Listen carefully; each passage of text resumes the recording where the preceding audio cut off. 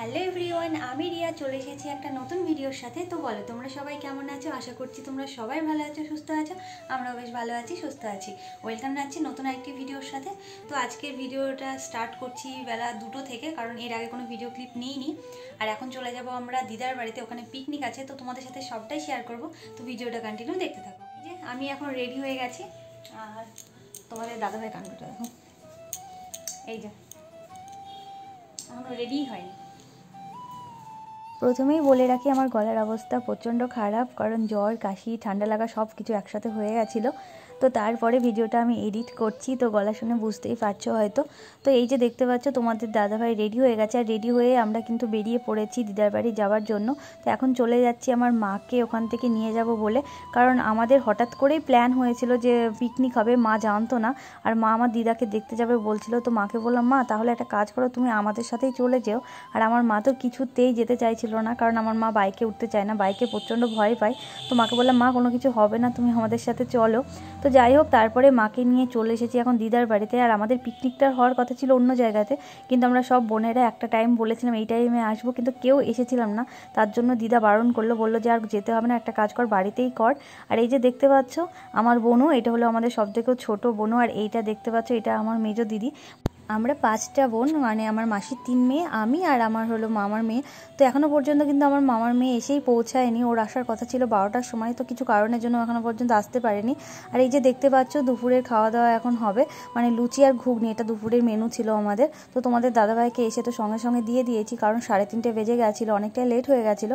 আর এই যে এইদিকে আমার মাসির সাথে আমার মা এসেই গল্প শুরু করে দিয়েছে। কার কার এমনটা হয় বলো, মানে দুই বোনের গল্প যদি শুরু হয় তাহলে আর শেষ হয় না। আমার মায়ের সাথে তো খুব হয়, মানে আমি শুধু এটাই দেখি। তো এদিকে দেখতে পাচ্ছ আমার মামি এখন রান্না করছে, মানে পাঁপড়গুলো ভেজে নিচ্ছে। আর সবাই মিলে পিকনিক করার কিন্তু মজাটাই আলাদা। তো কি বলে, তো আমাদের পিকনিক হওয়ার কথা ছিল 1 জানুয়ারি, কিন্তু আমার বোন মানে মামার মেয়ে ওরা থাকবে না, ওরা আবার হায়দ্রাবাদে চলে যাবে। এর জন্যই মানে ওরা বললো যে দিদি আমরা তো চলে যাব, তোরা একটা কাজ কর, তাড়াতাড়ি পিকনিকের ডেটটা কর। তো হঠাৎ করেই পিকনিকের ডেট হয়ে গেছিলো। তো তারপরে আমি সবাইকে খাওয়া দাওয়ার জন্য মানে লুচি তরকারি সব কিছু দিয়ে দিয়েছিলাম। আর এই যে দেখতে পাচ্ছ মাংস, এখন এই দায়িত্বটা পড়েছে আমার ওপর, মানে সব মাংসগুলো আমাকেই ধুয়ে দিতে হবে। তো আমি দিদিগুলোকে বলছিলাম যে দিদি তোরা তো আমাকে হেল্প করবি, বলছে না তুই অনেকটা লেট করে এসেছিস, এখন এই কাজগুলো তুই করবি, এখন আর আমরা করবো না। আমি বললাম ঠিক আছে চল, তোদের করতে হবে না, আমি করে দিচ্ছি। মা বলছে পারবি পারবি, তুই একা একা সবগুলোই পারবি। তো বোনও বললো যে চ দিদি আমিও তোকে হেল্প করবো, নামেই শুধু বলেছে দিদি হেল্প করবো, কোনো হেল্প করেনি। এই যে দেখতে পাচ্ছ একা একা সব মাংসগুলো ধুয়েছিলাম। প্রায় ওখানে 4 কেজি মাংস ছিল, সব মাংসগুলো মানে ভালোভাবে ধোয়ার দায়িত্ব ছিল আমার ওপর। আর কি বলো তো, মাংসটা যদি ভালোভাবে না ধোয়া হয় তো আমার তো ভালো লাগে না, জানি না কার কার ভালো লাগে কি লাগে না। আমার তো মনে হয় যে মাংসটা ভালোভাবে ধোবো, তারপরে আমি রান্না করব। তো যাই হোক, এখানে রান্নাটা আমি করেছিলাম না, এখানে করেছিল মামি। তো মামি খুব সুন্দর রান্না করতে পারে। তো এই যে দেখতে পাচ্ছ এখন আমাদের মাংস একদম কষা শুরু হয়ে গেছে। আর মামিকে বলেছিলাম, মামি আজকে কিন্তু মাংসটা তোমার হাতেই খাবো। আর এই যে আমার বোনু প্রায় এসেছিল 6টার সময়, এর আসার কথা ছিল 12টার সময়, তো ও এসেছে 6টার সময়। তো চলো তোমাদের সাথে শেয়ার করি আমাদের মেনুতে কি কি ছিল। আজকে আমাদের মেনুতে ছিল ভাত, ডাল, একটা তরকারি, মানে পাঁপড় ভাজা, মাংস, চাটনি, দই, মিষ্টি, ব্যাস এগুলোই, আর অন্য কোনো কিছু ছিল না, মানে শর্টকাটে যেগুলো হয় সেগুলোই রান্না হয়েছিল। আর এই যে দেখতে পাচ্ছ আমার বর্দি তো ক্যামেরার সামনে আসতে প্রচণ্ড লজ্জা পায়, আমি জানি না ও কেন এত লজ্জা পায়। আর এই যে দেখতে পাচ্ছ আমরা সবাই মিলে বসে আছি এখন মাংস কষা খাবো বলে, মানে এটাই সবথেকে বেশি ভালো লাগে। তুলবো, কিন্তু তার আগে আমাদের ভিডিও হওয়া দরকার, কারণ এসে আমাদের একটা ভিডিও হয় না। এই যে আমার বোনু মাংস খাচ্ছি, আমাদের খাওয়া হয়ে গেছে, আমরা সবাই খেয়ে নিয়েছি। তো এই যে আমরা 4 বোন, আর একটা দিদি আছে, তো তাকে আমি নিই নি, কারণ সে একটু হিংসুটে।